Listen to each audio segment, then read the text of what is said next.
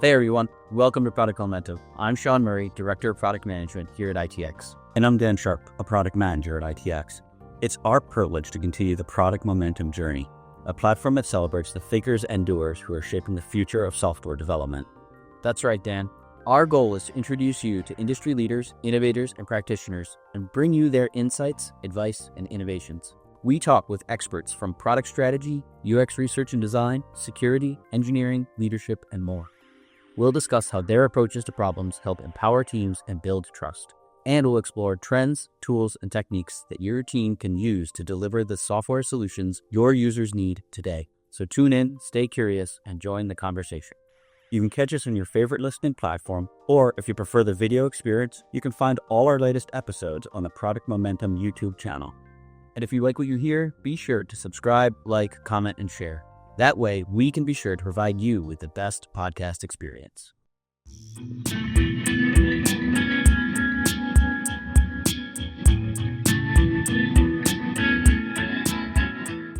Dan, we just got done with Luke Stiles. What an amazing episode, an all-time quote for the podcast, and a ton of information about AI. Man, it was a really fascinating conversation. Yeah, I came out of it both ruining the past and wishing that I'd had AI tools to help come up with better prototypes, but also just really excited for how I can use AI tools to, kind of strengthen the work I'm doing, and be able to bring better value propositions to people I work with, build stronger products that way. An amazing book set recommendation from Luke towards the end. Don't be sure to not miss that. Great episode. Let's get it. Do it. All right, joining us on the pod today is Luke Stiles. Luke Stiles is a product advisor and consultant with extensive experience in launching startups, building new products, and transforming businesses.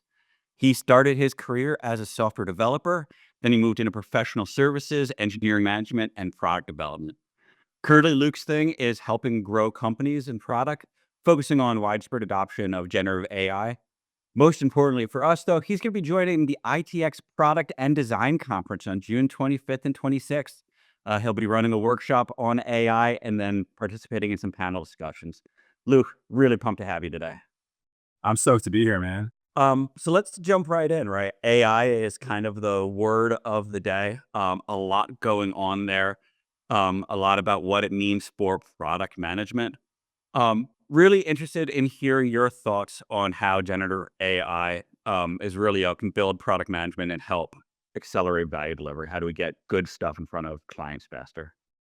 Yeah, sure. So there are a lot of ways that one can be a product manager. There is a big narrative right now with all the kind of tooling and capabilities of generative AI around the solopreneur. And so, there's an argument over who holds the keys to the future. Is it the idea person? Is it this person, that person, the other person? And I think that that's fertile territory, fertile ground. And there is a moment right now where that's absolutely happening. And you can find all sorts of evidence of that, that I think is very real and very true. You can also, take lots of courses. And I think that's a different category of behavior. However, that's not most of us. And so I think it's important to kind of look at your unique situation as a product manager or player in the field broadly. Today, we still don't really know what the future company looks like, and there's a lot of speculation about that. But for somebody who's been working in the field for a while, there are still a lot of open questions. And the thing that I see the most is that it takes somebody with deep domain expertise, allows them to really optimize what they're doing in that space, and then also start spreading out kind of in that classic T-shaped fashion. And so in general, product manager is responsible for gluing a lot of things together. And when you get into that T-shaped mode, there's an opportunity to require sort of less inputs from people along the way. Doesn't mean there are not inputs, but I think you can provide more fully realized inputs along the way. And, you know, whether that means reducing the number of intermediate artifacts, raising the bar on the ones you deliver, or sort of skipping steps. If you were to look at sort of the day to day of a product manager, there's a lot of waiting, right? Waiting for inputs, um, providing outputs, and waiting for them to kind of move to a next step in that kind of manufacturing metaphor. And so I think that there's huge opportunity to reduce the number of handoffs and just accelerate what you're doing as a product manager with these types of tools, whether it's a prototyping tool, whether it's a nicely structured set of templates that you don't have to spend as much time copying and pasting and agonizing over, whether it's short circuiting the time that it takes to analyze a large backlog, for example, which is something I've seen recently, where we were doing a migration between Jira instances and we had thousands of old tickets. And it was kind of like, well, what's even in there? And a real attachment to that. I'm a data hoarder myself, so sensitive to that concern. But just like we dumped them out, put them in a Copilot, and it was like, oh, here's what's in here, right? Here are some insights. Here's what's valuable. Here's what isn't, and we were able to get comfort with deleting a lot of them. I appreciate you referencing, the rest of us, the grand majority of people in product, right, who need to use these things today, right? I think one thing that Dan and I have brought to the podcast experience is a lens on the actual practitioner and what they're doing today. You mentioned deep domain expertise. Is there a way? Do you think that there's going to be an expectation in the future that either maybe you don't need like great domain expertise because AI is going to help fill that gap? We have previously talked about with previous guests, you know, the barriers to entry to product going down because you could be a subject matter expert in one area, but maybe not have the technical chops, right? And AI could help you out with AI could help close those gaps. Is there another way? Should there be another line of thinking where you have the technical chops, but maybe you are entering a new industry, or maybe you're bouncing, you're taking that 3-year path of I'm going to stay within this industry or within this job for 3 years and move around? Is the expectation moving forward going to be that AI should help us become a domain expert faster? I think it can help you become a domain expert faster by all means. If anyone isn't spending time, like if you're not spending time in, Chat GPT or Claude or one of these, one of those two to explore a new topic area and really go deep on it. On Twitter, they call it skills maxing. Uh, then you're missing a real opportunity there. I've done this myself when I was revisiting my college math. I'm a secretly failed math major with a philosophy degree, and it's a very, slightly more advanced math notation. It's very expressive, and there was just stuff I didn't really remember, and I take a picture or upload a screen grab and say, explain to me step by step what each symbol in this equation means, and then I'm like, oh, all real numbers, right, right, right, and so that was a nice point of reentry for me. Um, and so I think you can come up to speed very quickly on a topic, uh, but and even develop some rudimentary intuitions. I do think deep domain expertise, if it is important, it may become more important, in fact, right? But that kind of first layer, second layer, however many layers it is, are going to be generally available or are generally available today, whether it's wanting to be able to reach deeper into a problem space so you can collaborate better with that deep domain expert and bring your own skills to the table, or you're considering a career pivot, for example, then it's awesome for that. I don't think it goes away for things that genuinely need it, right? But that thing where there's like a risk aversion or risk management where it's like, oh, we need the person who knows this, we need the person who knows that, and they just need to be at the table. You can probably be bringing them to the table later, or if it's not truly necessary, not having them at the table or have them review final outputs, for example. Okay. As a failed business student that is somehow still in business, I kind of I can sympathize. I can sympathize with you there. I could connect there. Um, in terms of, we had originally talked about, you know, ways that AI can help bring, like, we're talking now about at the personal skills level. How can AI bring us up? But how about improving time to market for products? I think one of the things that we've been focused on from an agency standpoint is this whole, how do we get things into market faster? How do we get feedback loops started faster? How do we actually connect with our users and understand if we are validating core value propositions faster? How does AI help us there? Sure. So I think there are a few pieces in there, right? Um, I'm going to come to the value prop piece last because I think I like that topic Okay. a lot. And you know, imagine a standard process, right? Let's just say like you've got kind of a one pager that kicks things off that graduates to a more refined BRD that then turns into a PRD, which then turns into stories in Jira or something like that, that then turns into um, tasks, that then turns into PRs, and so each one of those steps can be radically accelerated, right? The way I was thinking about it, I should tweeted that this morning, was that your business process is your organization's chain of thought, right? Where chain of thought is the strategy used for reasoning models, and so you can just take those templates, right? And you kind of go from, let's say, that initial deeper thinking, right? That is more of a narrative structure, perhaps, that has maybe some quantitative components, but is also largely qualitative. And you can kind of shove that straight through the pipeline. You can talk to people at a very, very, very large e-commerce company that diversified across those. And this is kind of what they're doing already, right? And so it's happening already, right? Where you're just kind of skipping all those steps, or if you need those intermediate artifacts for whatever set of reasons, current org structure expects those, you can generate very high quality versions of those.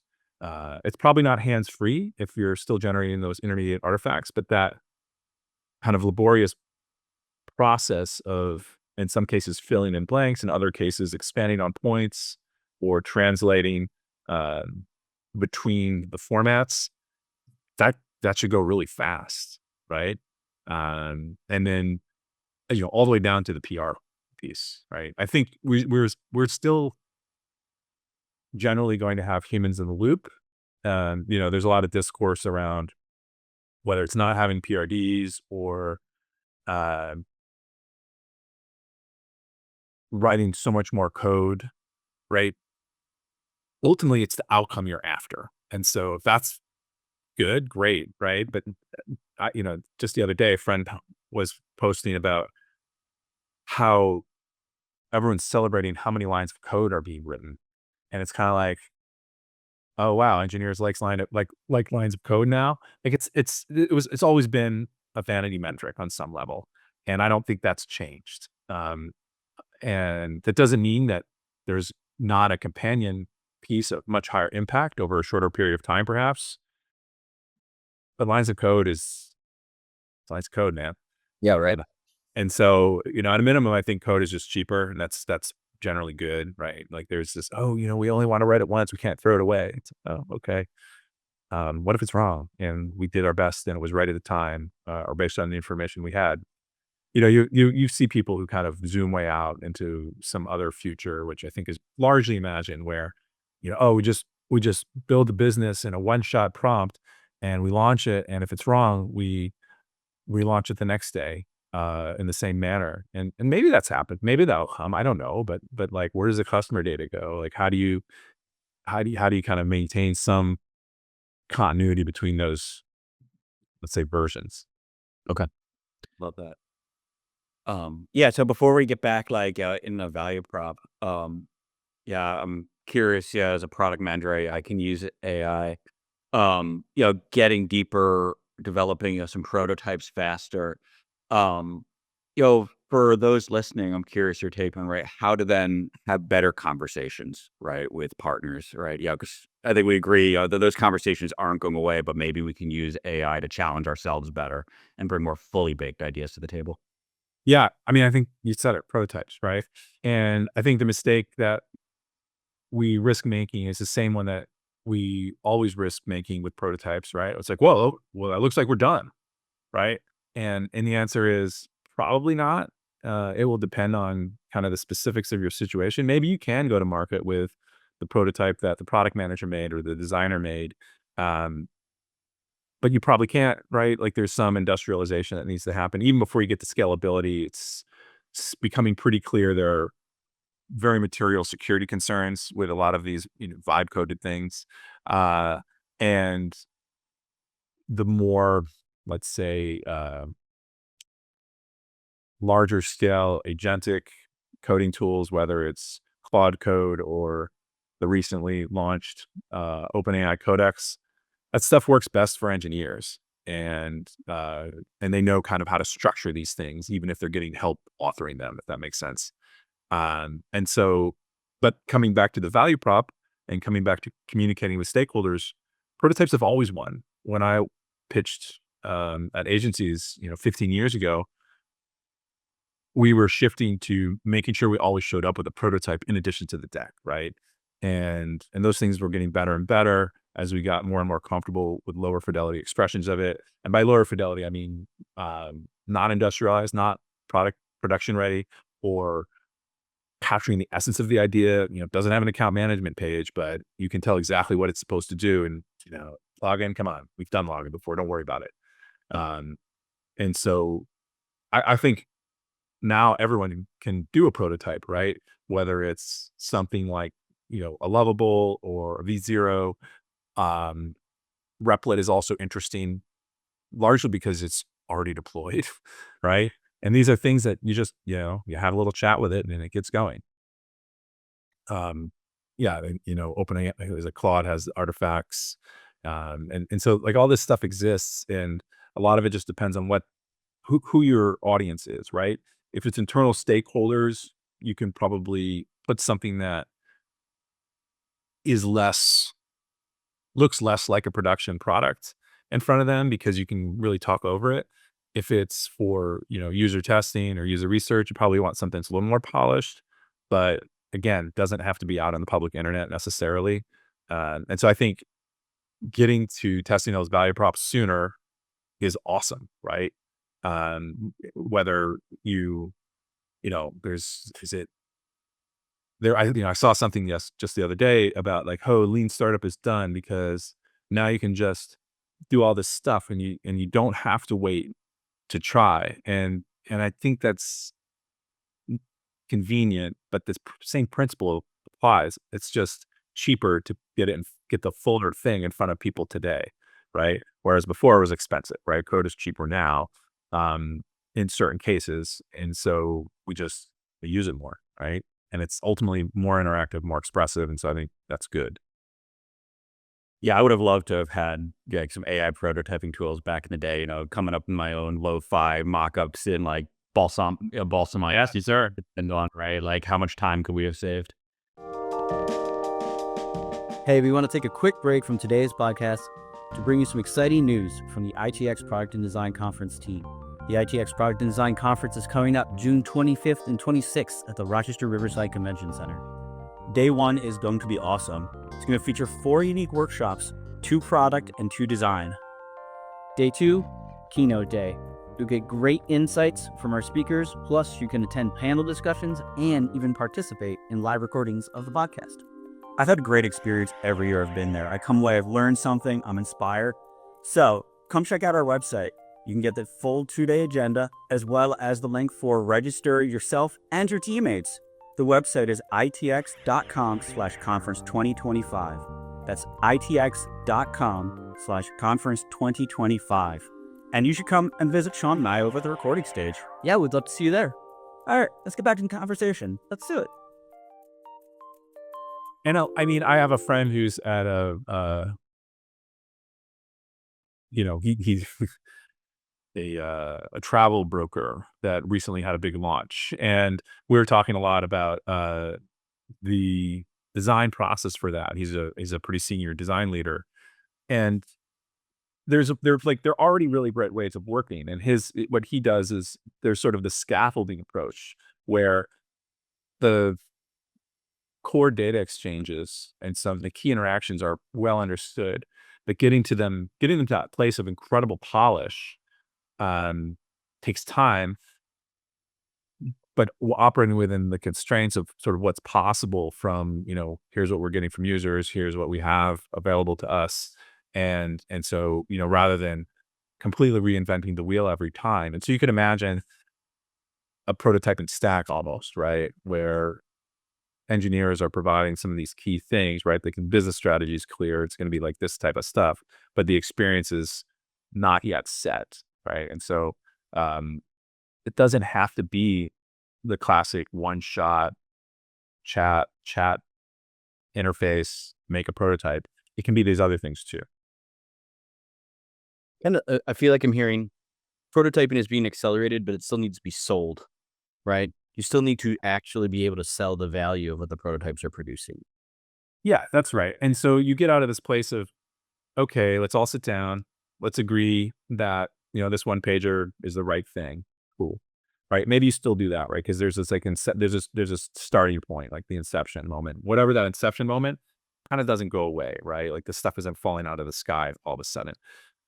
And then then maybe you can kind of skip a BRD step or go straight, or run that stuff in parallel, right?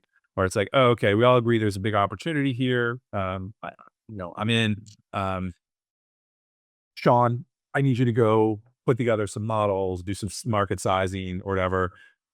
Dan, I need you to start really nailing down the experience. And so you can, rather than kind of linear, like having this very linear thing, you can kind of get it going really fast if you still need that stuff, let's say, right? And then when you get to an implementation phase, you've got incredible references, right? And then you can also probably bootstrap through the artifacts you do have a pretty robust set of more detailed requirements. And so, and in general, as much as OpenAI might want you to just stay in Chat GPT, we are going to be in a multimodal state soon, if not already, right? Where it's like, I use this model for this thing, that model for that thing, and you kind of have a best of breed set of tools, right? And so you're sitting on top of that, right? And people talk about like, oh, you're just going to orchestrate a bunch of agents. I mean, and maybe some of that stuff will be a little more let's say, perpetuating, but you still have to make some of these decisions. You have to pick the tool for the job. You might have idiosyncratic requirements that exist for historical reasons around documentation. You may have regulatory requirements, and which is something I'm spending some time with lately. And so you have to kind of shape it in that way. Can you help explain that multimodal future a little bit? I think you got into, is it just what the different tools are best at? Or do you think that there's going to, in the future, you were talking about regulatory requirements, are there going to be tools specifically for that type of use case? Man, I think it's both, right? Depends on how much freedom of movement you have. If you're launching a new social media consumer app, right? Like your biggest concern is probably COPA compliance, right? After that, it's just what are you going after? And that's COPA compliance is not a big deal. Like just don't let 13-year-old kids sign up. Like, and or account for it. And so there you're probably a much freer form versus you know you're you're figuring out a whole new class of asset-backed securities, and good luck. Right. And you're going to do accredited investors, and you also are going to try to have like a backdoor for like crowdfunding. Like I can't remember the regulation carve out for that. And so on. Right. And there's a lot of stuff that needs to happen there, for example, or you're in healthcare, right? And you got all your HIPAA concerns. And so, or you're in a payer mode, right? For healthcare, where I had a project when I was at BCG for a big payer, and we were looking at prior auth. And this is basically when you go to your doctor and you're like, hey, I don't feel good. And the doctor says, oh, okay, I think it's this, and I want to give you this treatment, but let's make sure your insurance is going to cover it. And so it's the check before the other thing. And at the time, only humans could say no. And when we dug into it, you have to kind of, this is, what, your sort of false positive, false negative. What are your costs of that? You build a little confusion matrix just on an economic basis. And, you can't just say yes because suddenly somebody's in the hospital for 5 days and they didn't need to be there um, automatically, right? But you can't say no automatically because it's illegal. and you're going to get sued if you're wrong. And if you didn't have a human in the loop, you're in real trouble. So it just depends. Okay. Yeah, when we get into this like compliance conversation, it involves a lot of rules, and I've never been a big rules guy, so I try to avoid that at all costs. Yeah, it's a heck of a thing. As we're having these conversations about like how AI could replace, help us cross some functional boundaries, help us understand different rules, and apply different rule sets. But how does this impact, you know, the how does this impact the place of kind of like human creativity or human collaboration within the product development process? Where should we be mindful of what we're using AI for versus where we still want that human element and human expertise? Yeah, so I have a couple stock thoughts here, and the one I always lead with is that human desire is infinite, right? And it desires other humans, and so the the value of humanity will generally go up, and I believe that pretty deeply. Also, I had a blog post, like, what was it called? I think it was Bots and Basketball. And my whole thesis there is that we're going to have a real hollowing out. And the example I use is how Steph Curry changed the game of basketball. And you can look at the heat map of where shots are taken over time before, during, and after, right? And before, it was kind of everywhere. And at the end, it's clustered under the hoop and just outside the 3-point line. Nothing in between. No 10-foot jumpers anymore. That's right. And so I think the game of life is changing in a lot of ways. And so you have to figure out where you're gonna excel, right? And so finding a strength and playing to that is a great place to start. I don't know if that is for any one person. Obviously, it's a very individual thing. I will also say the future that people imagine with lots of agents already exists in finance. And so a saying there is, if you can't see the edge of the market, you are the liquidity. And so the question I ask people here is, do you know how Robinhood makes money? Because they don't charge trading fees. Do you know how they make money? I do not. The brokerage fee with Citadel? So it's not a brokerage fee, but yes, Citadel, right? It's so what they're doing, Citadel pays for order flow and they take a spread. There's an SEC action that they just recently settled around this because they're steering order flow and they have a fiduciary duty not to do that. Hmm. And so and I'll tell you right now, Citadel has a lot of bots that have been written by very, very smart people. And I know a little bit about this space for two reasons. One is I have a law degree and I specialized in securities regulation over 20 years ago. And the other is there's a great book called Dark Pools, which details all of this stuff. And it's a true story, right? And one of the people profiled is actually a Rochester native, Chaim Bodek. And so there's a lot of literature around this already from financial markets. And so people look at this in a very utopian manner, and I don't think it means what they think it means. So anyway, so I'll stop there. I love that, and kind of building off the theme of changing your shot selection, right? As a good millennial, like I think I saw this on Instagram via TikTok, via Twitter. But right, there's a case of the person like, oh, I was thinking about this prompt, and I managed to not need to use AI, and it's like, I invented thinking, right?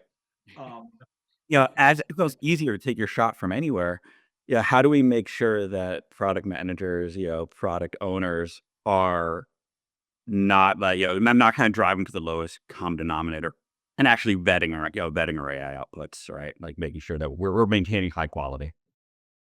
I mean, if you don't, you'll be out of a job. I think you'll get some pretty direct feedback. Um, we are in this funny moment, right, where everyone was sharing the Shopify memo, and then everyone shared the Fiverr memo. But if you read those things, those guys don't know what they're doing, right? They're just saying like, you got to use it. And I had a conversation with a partner I worked with at BCG months ago, and he's like, "What are you doing here?" I was like, "Oh man, I don't know. Like, what are you doing?" And he's like, and I said, "What are you doing?" He's like, "I just tell people I need twice as much from them, and they have to figure it out." And that's essentially what like. If you read between the lines in the Fiverr memo and the Shopify memo, that's kind of what they're saying, right? There's a little more to it. I don't want to be too reductive, but yeah. Awesome. Uh, Referring to you'll be out of a job, at our last product and design conference, we had an AI 101 workshop. It was run by John Haggerty. He was a trainer at Gigantic, but now he's the VP of product at Points North. And John gave us this concept of AI as an unpaid intern, right? And you Yes. wouldn't take something that AI produces, erase its name, put your name on it, and ship it to your boss, right? Because you never know what kind of quality an unpaid intern is going to give you. Speaking of workshops, you're giving a workshop at the upcoming product and design conference. What should we expect from your workshop?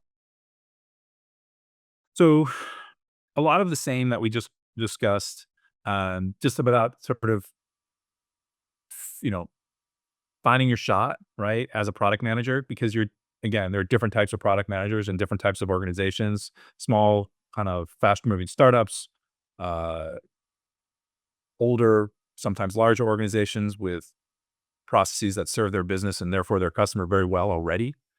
And, or regulated industries, and then sort of figuring out where you are in that, and then maybe doing a little tool selection for your needs to accelerate that time to feedback, if not time to customer, and then doing some prototypes. We're gonna work through a couple prototyping exercises with a couple different tools, and hopefully, people will start bringing that into their daily practice, and maybe some of them will even become a solopreneur, right? And have a little side hustle. A lot of this stuff is I'm seeing the most traction on an individual basis with people getting a long tail. A coworker today just shared that he finished a port of a .NET library to Python that had been sitting for a long time. And he just sort of run out of steam. It was kind of too finicky and not that important, but then he just did it. And that's at that level. But then if you go up to, big enterprise level, Box CEO Aaron Levie has been writing lots of great stuff about all of these things. Really wonderful content marketing because it's so thoughtful and kind of useful. And one thing he's pointed out is that internally they're not replacing engineers; they're doing more work, right? Yeah. And so I just look. This is another technology, and the question is, if technology is fundamentally a deflationary force, do you want more of the same thing at the same price, or uh, the same amount of stuff at a lower price, right? And a lot of people immediately go to that latter category, which is a mistake, particularly in more creative spaces, right? And I think I use that word broadly, right? Like maybe you want to create more customers. And a perfect example of this in play is I went to a panel thing late last summer or last fall here in Los Angeles. And of course, there are people there in the film industry. And one of the folks there shared a story where they were using generative AI diffusion models for image generation in concepts, storyboards. And they did a sort of a readout towards the end with the executive producers and all the money people. And they started leading with like, and we save, and team was like, stop, right? Don't say that. They got to a much better outcome because they did way more iterations. Yeah. And so that's, I think, really important to recognize, right? Like you can increase your time to value at a lower cost, or you can spend more time in that idea space and get more ideas and find the best one. Yeah. I like workshops where you work. So I'm excited for the exercises. I don't, not that I couldn't listen to you all day, but I think that that's where we get the most value. So I'm excited to really to start those exercises. Some of my takeaways from our conversation from our conversation today. So one was AI should reduce the number of handoffs. I think that's a call to find friction in your process, right? So where can you use AI to reduce that friction, right? You talked about the speed to produce first drafts, and that is something that we've talked about offline. That kind of AI as a teammate. How can you produce something for me that I can edit or choose that I don't like, and I want to go a different direction, and at least that's a speed to the second draft. Identify and avoid vanity metrics. I haven't heard the term vanity metrics in a while, and I was pumped when you said that. I've got a workshop on product success metrics, and one of the things we talk about is like pulse metrics and how they really don't have much value. They just kind of give you some raw numbers. So identify and avoid vanity metrics, right? And then prototyping prototyping can be accelerated by AI, but prototypes still need to be sold. You still need to understand the value of them. I, for some reason, started to think of the third Snoop Dogg album. The game is to be told, or the game is to be sold, not to be told. So thanks for making me listen to the third Snoop Dogg album today. And then one of what I think could be an all-time quote from the podcast is the value of humanity will go up. So if you were worried about AI and if you're worried about your future, just remember Luke says the value of humanity will go up. And then the last thing is that I need to work on my 10-foot jumper because there might be a gap in the game that a 5'7" guy can close. So, yeah, you need the outside shot. Get under the hoop. If I stop the feature. But if I can hit 9 of 10 from 10 feet out, maybe there's a spot for me. Who knows? I think 4 of 10 is probably still enough. Like I don't know the number, but it's like baseball, right? Like the numbers, you'd be surprised. I mean, although they're getting so good, I'm not very much a basketball guy. When I looked at that stuff when I was writing that essay, because I knew that about Curry, and I was like, holy smokes, this is nuts. Yeah. Well, let's be real. I'm only getting bench minutes, so yeah. Close this out. Yeah, we like to wrap up all of our episodes with just what's on the nightstand. What are you reading these days? Oh man, what am I reading these days? I have a stack of books. Let's see. I'm I'm revisiting Nick Land, and I'm reading Fang Noema. All right, which is that'll be a unique recommendation for the group. Yeah, it's a terminally online thing, and so it's not as bad as you would think if you Google it, but it's very like it's sort of like schizophrenic philosophy from a British guy before he got really weird. Okay. That's great. I also picked up the reference to dark pools earlier, so I think that's something that I'm gonna. Oh, dark pools is great, yeah, because I like in terms of the agent stuff, like that's what happens, right? Yeah, like the acceleration is insane, and so the 2 books I really recommend that I think hold up around agents are that.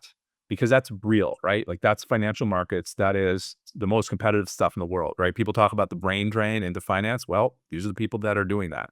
Yeah. Similarly, also The Age of M by Robin Hanson. And it's got a great website. Even if you just go to the website and look around in the table of contents and some of the explanations, that's pretty good. He has a lot of writings in his blog that led up to the book, which are also good, but hard to corral into one place.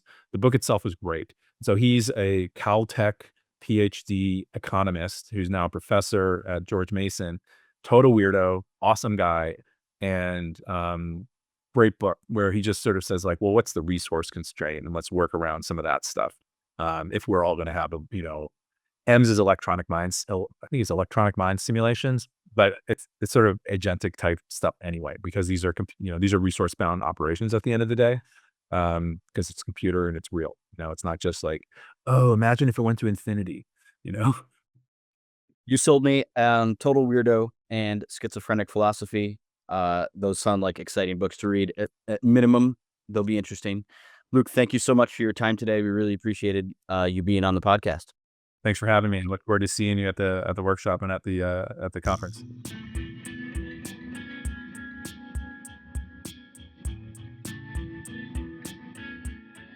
Well, that's it for today.